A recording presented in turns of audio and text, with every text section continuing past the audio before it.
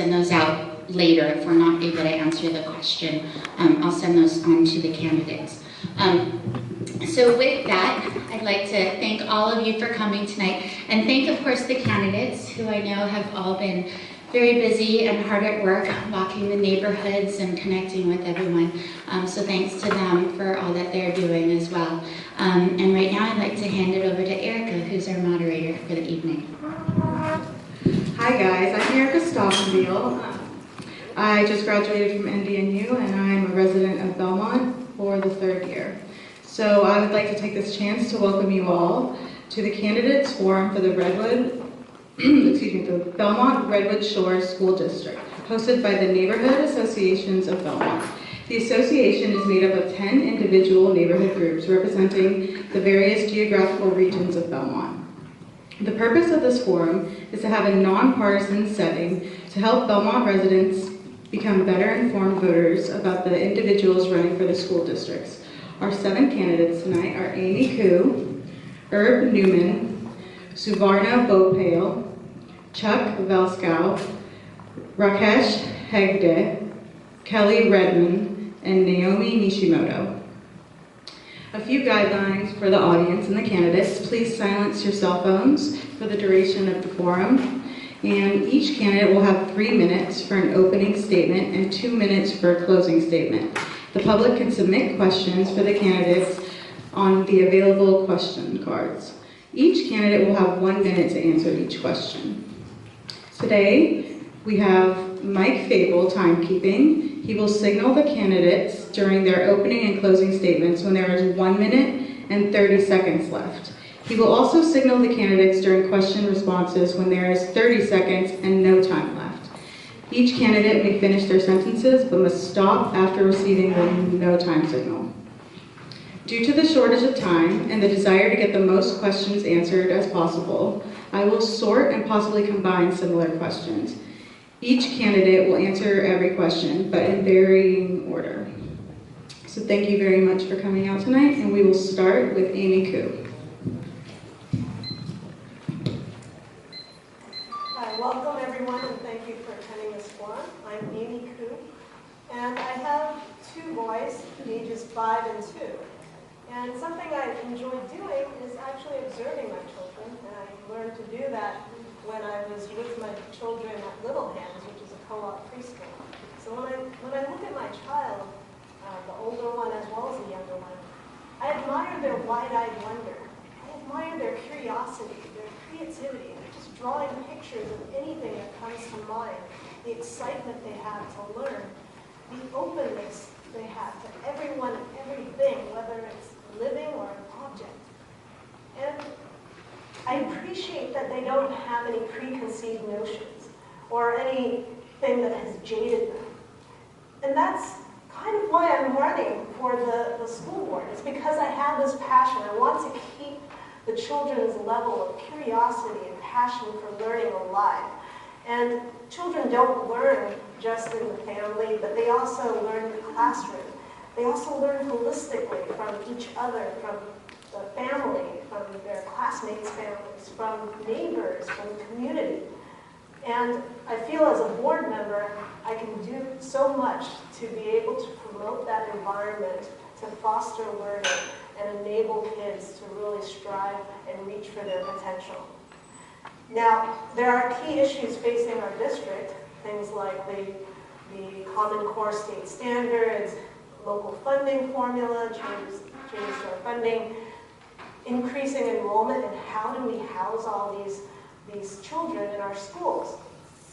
But I think the key thing is not that we eliminate all issues and all changes, but it's really in how we attack these issues, how we go about implementing solutions to these issues. And I think that's where I have a lot to offer. I have a bachelor's from MIT in engineering, as well as an MBA and a master's in engineering from Stanford. And if the question is all about the how, I am an expert in the how. Now, my key priorities as school board member, number 1 is to improve communication and transparency of decision making. Because in order to solve problems We need to be able to communicate what these problems are and guide people through to common solutions. My second priority is preserving neighborhood schools. And I really faced that this past spring when my own son was assigned to Nesbitt instead of his neighborhood school in Redwood Shores. So I have close experience with that and how things could have been done differently. And lastly, my third priority is spending our tax dollars wisely. So funding is what it is, but what we can do is influence how we spend the money. So this is why I welcome all your questions, and I look forward to answering them so that you can make an informed decision at the ballot box. Thank you.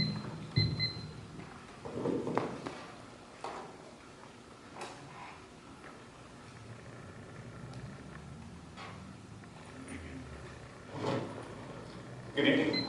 Is this volume okay? Excellent. My name is Herb Newton. First of all, I want to thank all the organizations for co-sponsoring this event, and certainly thank all of you for coming out here this evening. I think it's worthwhile going back to the beginning for me and why I entered the race. I'm the father of a beautiful fourth grader who attends school here in the district, and I am scared that he is not being prepared to compete in the future. And I'm scared for all of the children that they're not being prepared to compete. And here's why. In my former role, my former job, I was responsible for patient safety research in about 28 countries. So I traveled a lot. I met people all over the world. I had friends all over the world. And one thing I observed firsthand is that other countries are focused laser-like on science, technology, engineering, and math, STEM. And we're simply not there. In fact, as a country, the United States ranks about 14th in the world in preparation in these areas. As a state, California is 37th among the 50 states in that area. And if you've ever read Thomas Friedman's book, The World is Flat, it will scare you because in the future, geographic barriers or boundaries won't mean anything. And our children are going to have to compete. This was brought to a head with a friend of mine who was transferred to Singapore. It was a huge promotion. He moved from Massachusetts to Singapore only to find out that his children couldn't attend Singapore public schools because they were 2 grade levels behind. And so they went to the American school. If you go to any country in the developed world, there's an American school. What that means is that's where American kids go who can't compete. When you talk about STEM, or you talk about GATE, or you talk about gifted education, you'll hear from a lot of people in the district that we can't do that we can't provide this, we can't do that, we don't need to do that. It's an option, it's a nice to have. That is farthest from the truth. I'm running for school board precisely because I believe we must do this, we can do this, and if we work together, we will do this, and we will prepare our children to compete in the future. This is not optional. This school district needs someone on the board who is not afraid of long timelines, who's not afraid of budgets, who's not afraid to say, I've got a plan, work with me, let's go together. Because the bottom line is there's no making it up. You can't have a child have a bad third grade experience figuring that, well, by 5th grade he'll catch up with that. And when you look at the recent board decisions, like removing pre-algebra, that is advanced math, from 6th grade, automatically taking it all away, that is putting our kids farther behind. It's not helping them. We need a voice on the school board who's going to help propel us into the next era, get our kids ready to compete globally. Thank you very much.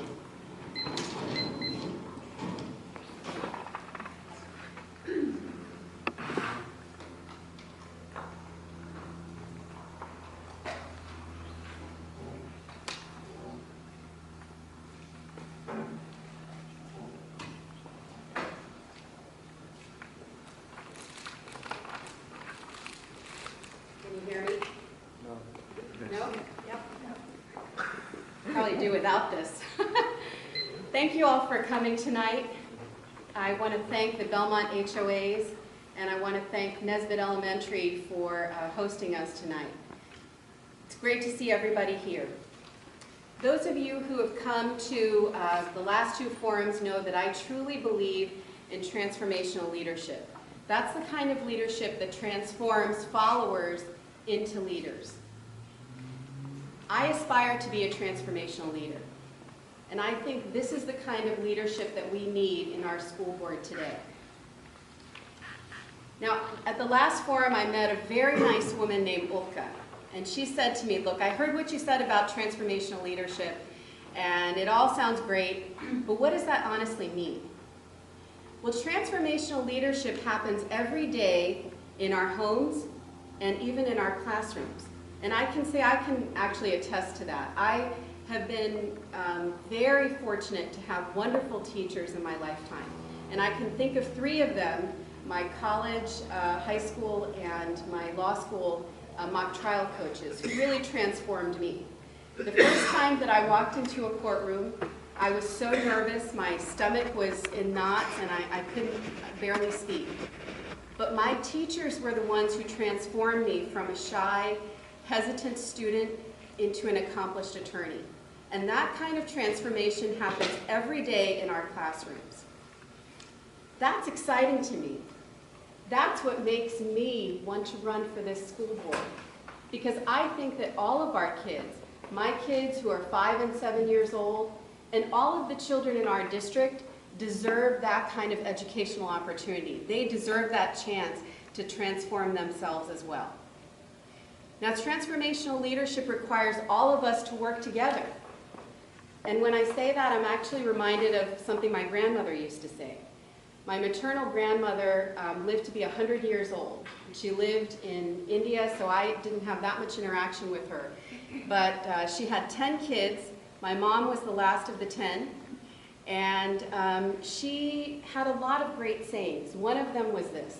She said, if you have one twig, that one twig can easily be snapped. But if you have 10 twigs and you bring them together and they intertwine, they can weather any storm.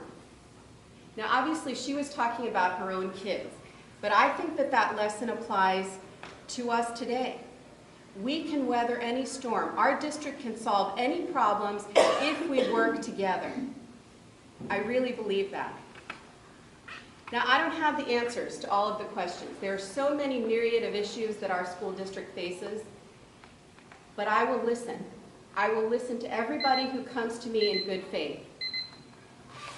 So I look forward to your questions, and I thank you for your time tonight.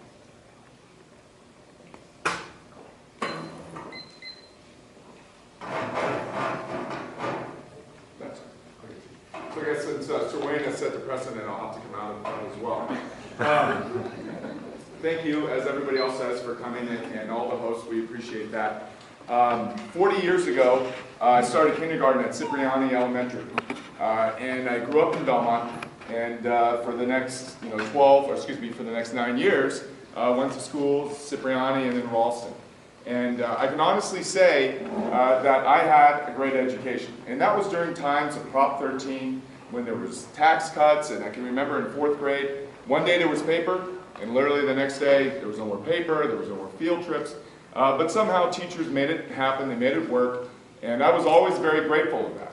I didn't go to Colmont, I went to Sarah High School.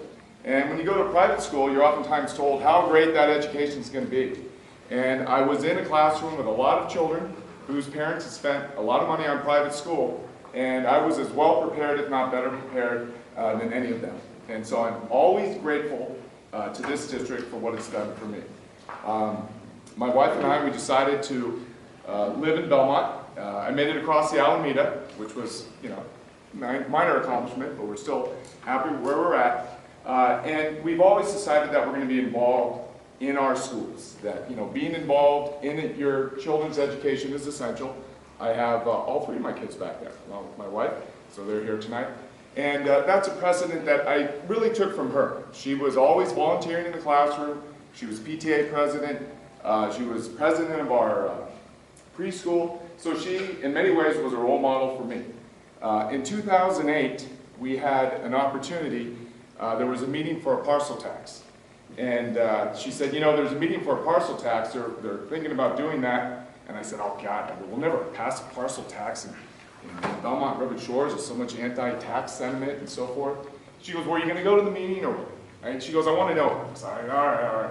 I'll go. So I go to the parcel tax meeting, and I came back as co-chair of the campaign.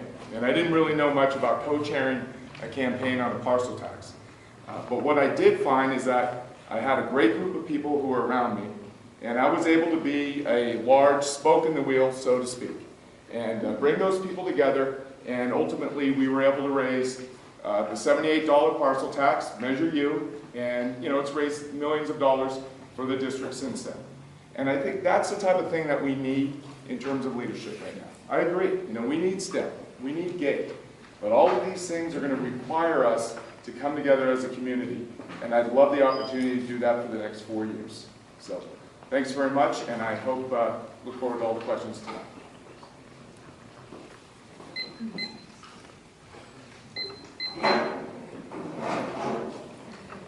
Hello. It's way too loud.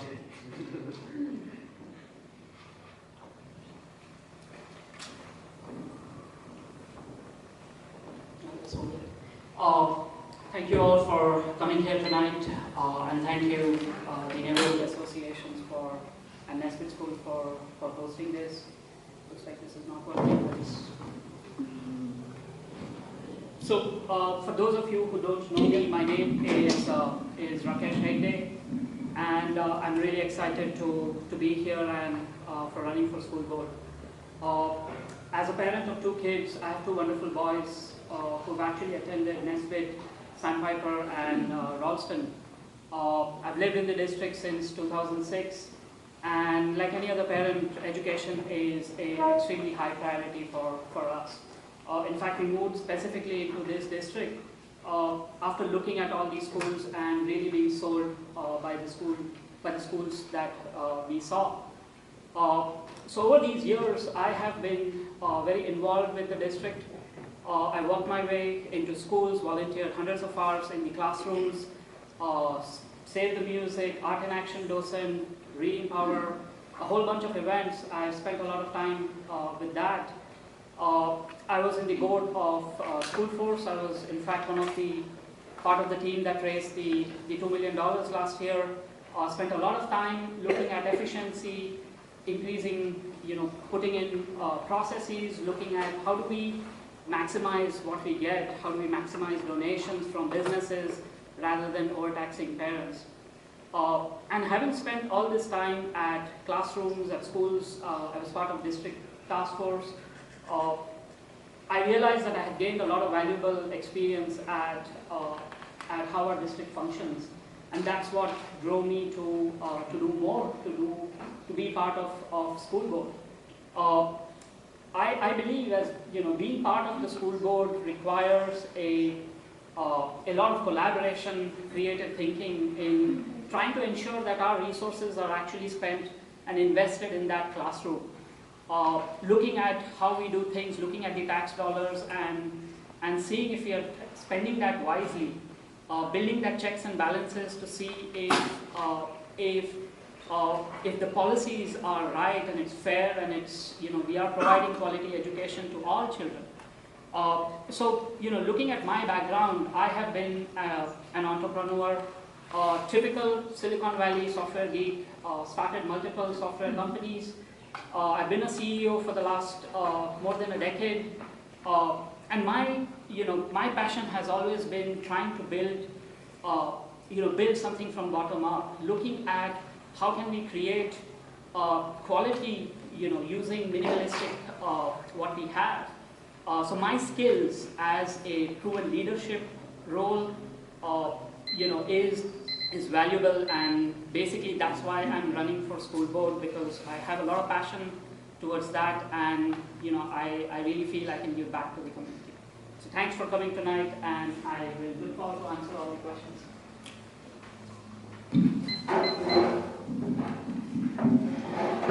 Good evening. I'm not going to stand if that's okay. I've been on my feet all day teaching. So I'm going to sit if that's okay with you guys. But I look forward to actually meeting with each of you hopefully afterwards for some face-to-face conversation. So again, I'm Kelly Redman. I am very happy to be running. I haven't really been involved in this school district until now, really. I've primarily been supporting this school district as a high school teacher at the feeder school district. And up until this point, that's pretty much how I've been contributing to this community. I've been educating all the high school kids. I've taught 9th, 10th, 11th, and 12th grade English. This is actually my 13th year teaching up there. And I don't plan on going anywhere. I plan on continuing to do that. That is my love and my career. But I'm also a parent now in this district. I have a 3rd grader at Central. And aside from the school force checks that I write and the PTA checks that I write and the fundraising things that I've done, supporting the teachers in the classrooms, that's pretty much all I've been able to do because I've got my own classroom that I'm running during the day. And I wanted to get more involved as a parent in this district. I have a lot of experience because I work at the feeder school, kind of seeing what's coming up. We can kind of see what's coming, which is a great advantage that we have.